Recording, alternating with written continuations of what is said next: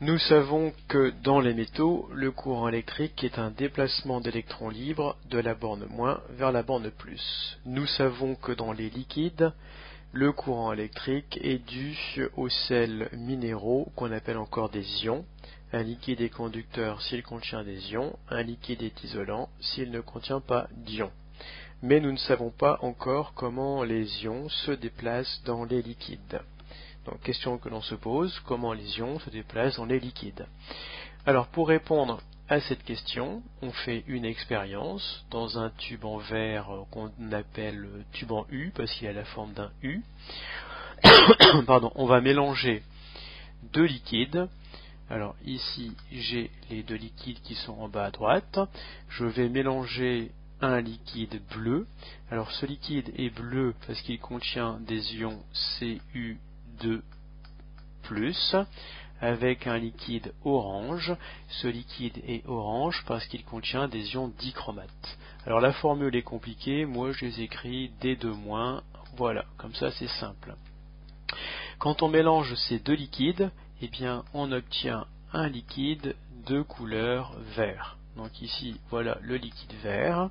On mélange ces deux liquides, donc on va dans le cahier faire ce dessin, ici, et on ne va pas mettre de couleur au niveau des tiges. Alors ces tiges, on appelle ça des électrodes. On ne va pas mettre de couleur, ici on va juste arrêter le vert à ce niveau-là, parce que ici, vous voyez, la couleur va changer quand on va faire passer le courant électrique. Alors, quand on fait passer le courant électrique dans ce liquide, à l'aide de ces deux électrodes, que se passe-t-il? Eh bien, voilà le résultat. Donc au départ, tout le tube en U était vert, et on a fait passer le courant électrique pendant plusieurs heures. L'expérience est assez longue. Et alors ici, on a la borne moins, ici, on a la borne plus.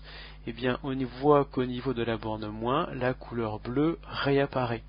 Et on sait que la couleur bleue est due aux ions Cu2+. Donc, que font les ions Cu2+ dans le liquide?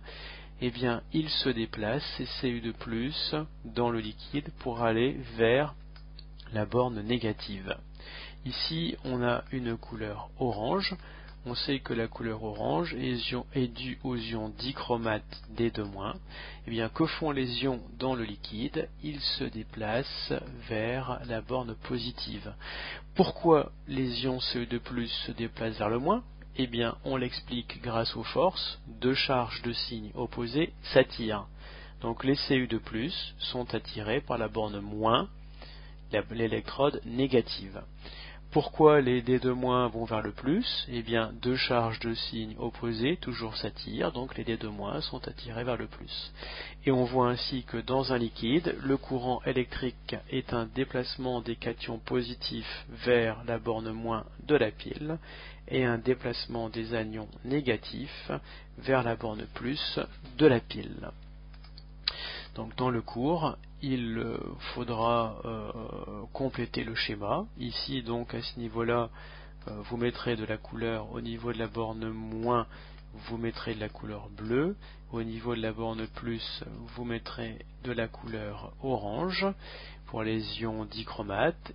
Vous ferez ici un ion D2- et vous indiquerez qu'il va vers le plus, avec une flèche comme ceci. Et là, vous ferez un ion Cu2+, et vous indiquerez qu'il va vers le moins. Voilà. Et ensuite, bien sûr, il y aura quelques phrases à écrire dans le cahier. Mais avant d'écrire ces quelques phrases, je vais vous montrer cette animation que je vous présenterai également en classe. Une animation que l'on a déjà observée ensemble pour expliquer le passage du courant électrique dans les métaux. Donc ici, nous savons que le passage du courant électrique, que le courant électrique dans les métaux est un déplacement d'électrons libres de la borne moins vers la borne plus. Là, c'est visible. Alors, dans les liquides, comment ça fonctionne? Donc ici, on regarde ce qu'il y a dans l'électrolyseur. Alors bien sûr, il y a des molécules d'eau, on va enlever les molécules d'eau. Voilà, donc vous voyez qu'on a les anions chlorure en vert et les cations sodium en violet. Ils se déplacent dans tous les sens, comme les électrons libres d'ailleurs. Et maintenant, si je fais passer le courant, on voit que les électrons libres ont un mouvement d'ensemble du moins vers le plus. Eh bien, si on regarde les ions, on voit que les ions chlorure Cl- ont un mouvement d'ensemble vers le plus, et les ions sodium Na+, ont un mouvement d'ensemble vers le moins.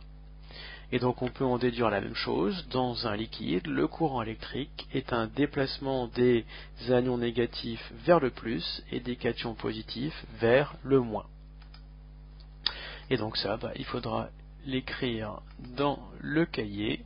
Bon, là c'est encore des choses différentes. Voilà, petit 2, vous écrirez résultat d'expérience et vous noterez ces phrases. Voilà, bon courage.